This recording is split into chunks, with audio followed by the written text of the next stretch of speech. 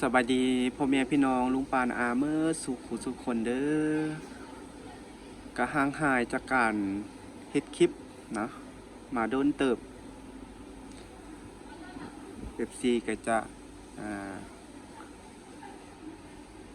บ่เห็นคลิปเนาะที่อยู่ในซองนี้เป็นซองที่เฮาเฮ็ด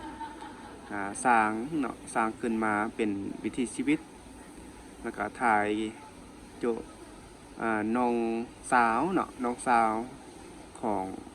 ชนเผ่ามงหรือว่าผู้แซ่ผู้สาวเนาะก็ห่างหายจากการเฮ็ดคลิปไปโดนเวลาก็จะเฮ็ดคลิปในซองลักเนาะพี่น้องมื้อนี้ก็ถือว่ามาเปิดคลิปอยู่ที่โรงแรมวิดาวันข้างๆกับโรงแรมข้างๆกับวิทยาลัยเทคนิคแขวงเวียงจันทน์เนาะอยู่ที่วังเวียงนี่แหละเนาะวันนี้ก็มาพักกับอายเนาะที่มาแต่ไทยเนาะก็เลยว่าพาเพื่อนมาพักอยู่ที่นี่เนาะอันนี้บรรยากาศทางหลังโรงแรมเนาะนั่งระเบียงถ่ายบรรยากาศตอนนี้ก็คือฝนตกเนาะพี่น้องโอ้หมอกกำลังแบบงามเลยเนาะตอนนี้แต่ว่าฝนตกตอนเขาพักอยู่ที่นี่ก็คือโรงแรมที่เขาพักนี่ก็จะราคาอยู่ประมาณ250,000เนาะเราจะได้วิวแบบนี้เนาะแต่ว่าข้อเสียคือบ่ค่อยจะสะดวกปานใดเนาะข้อเสียมันก็คือน้ำบางเทื่อก็มาบางเทื่อก็บ่มาเนาะก็เรื่องไฟบางเทื่อก็มักดับแน่เนาะนี่ก็ข้อเสียของโรงแรมที่เฮาอยู่นี่เนาะแต่เรื่องห้องกว้างเนาะแล้วก็จะมี2เตียงห้องน้ำก็ถือว่ากว้างดีนะอันนี้คือบรรยากาศพี่น้องเนาะบรรยากาศนักท่องเที่ยวกำลังอย่างเลี้ยนถ่ายรูปนะอยู่โรงแรมทางค้างเนาะโรงแรมอยู่ลุ่มพุ่นแหละทุก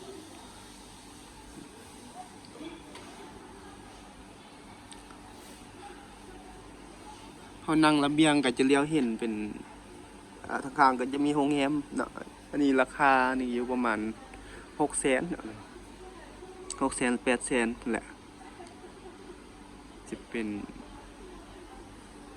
โรงแรมวิไลวงศ์มีสระ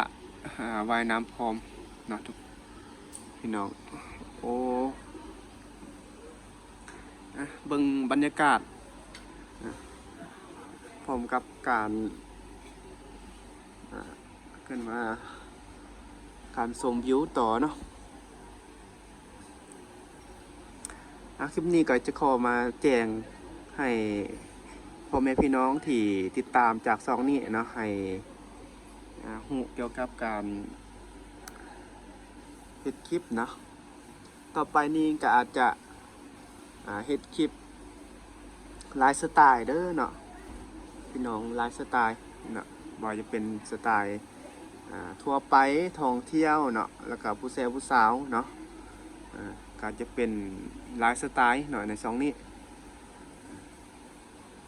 ตอนนี้ก็เริ่มมามีสร้างเพจเนาะเกี่ยวกับวิถีชีวิตก็มีแล้วเนาะสร้างเพจก็ฝากไปติดตามเพจเด้อเนาะสวยไปติดตามอีกช่องทางนึงเนาะสำหรับ FC ของน้องใจเนาะที่เบิ่งคลิปน้องใจก็อย่าลืมไปติดตามเพจเนาะพี่น้องอย่าลืมไปติดตามเพจเด้อเนาะเพจเพราะว่าอยู่ในคลิปวิดีโอใน YouTube อาจจะเป็นคลิปโดนเถื่อนึงเนาะโดนเถื่อนึงอาจจะเห็นน้องเนาะเพราะว่าก็จะมีคลิปท่องเที่ยวคลิปสถานที่อื่นๆแน่เนาะลงไปในช่องนี้ แล้วส่วนหลายคลิปของน้องเนาะ FC น้องที่ทาเบิ่งแต่น้องใจเนาะก็ฝากไปติดตามเพจเอาเนาะติดตามเพจเพราะว่าคลิปของน้องก็จะลงแต่เพจเนาะแล้วก็วิดีโออยู่ใน YouTube นี่อาจจะถ่ายบ่หลายเนาะก็ส่วนหลายจะถ่ายเน้นเพจเนาะช่วงนี้เพราะว่า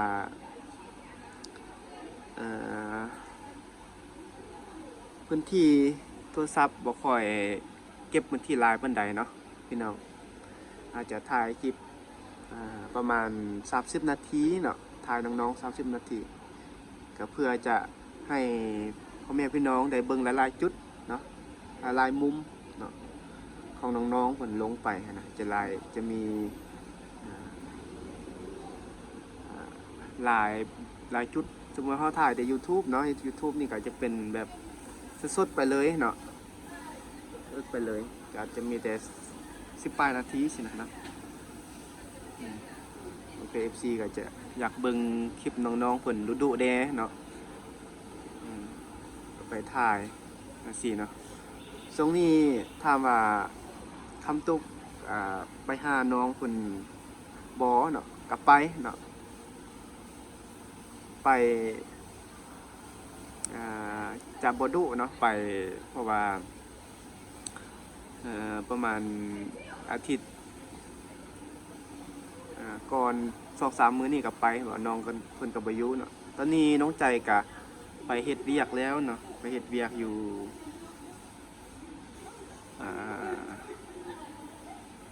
อยู่แถววังเวียงนี่แหละเนาะพี่น้องแถววังเวียงแต่ว่าอยู่ทางถ้ำภูคำนะก็เลยว่าบ่ได้เจอน้องเมื่อวานมื้อซื่อนี่ก็ไปก็บ่ได้เจอเนาะก็จะบ่มีคลิปให้ลงให้พ่อแม่พี่น้องได้เบิ่งเนาะแต่ก็น้องเพิ่นเฮ็ดเวียกแล้วพุ่นแหละเนาะมาก็จะได้เห็นน้องอีกตื่มเนาะอันนี้ก็มาบอกให้พ่อแม่พี่น้องเนาะที่ติดตาม FC ของน้องใจ FC ของซองนี้เนาะก็ฝากไปติดตามเพจเด้อนะเป็นกำลังใจอีกซองนึงเดี๋ยวจะขึ้นเพจเนาะให้พ่อแม่พี่น้องได้ไปเสิร์ชไปกดติดตามเนาะขึ้นเพจให้อยู่ในหน้าจอนี่แหละเนาะอยู่ในหน้าจอแล้วก็จะเอาลิงก์ไว้อยู่กล่องคอมเมนต์เนาะให้พ่อแม่พี่น้องเข้าไปกดติดตามเพื่อเป็นกำลังใจอีก2ทางนึงเนาะโอ้ตอนนี้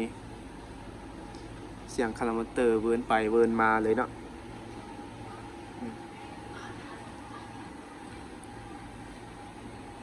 เมื่อกี้นี่ฝนโปรยลงมาแล้วตอนนี้ก็เซาแล้วก็เซาตกแล้วโอ้เห็นนักท่องเที่ยวเขากำลังออกไปเที่ยวแล้วตอนนี้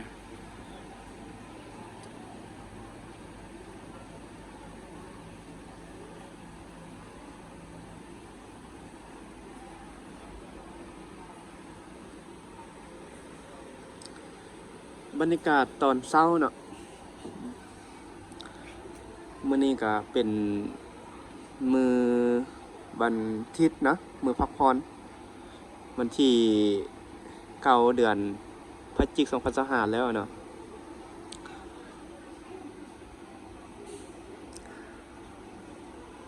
สำหรับFC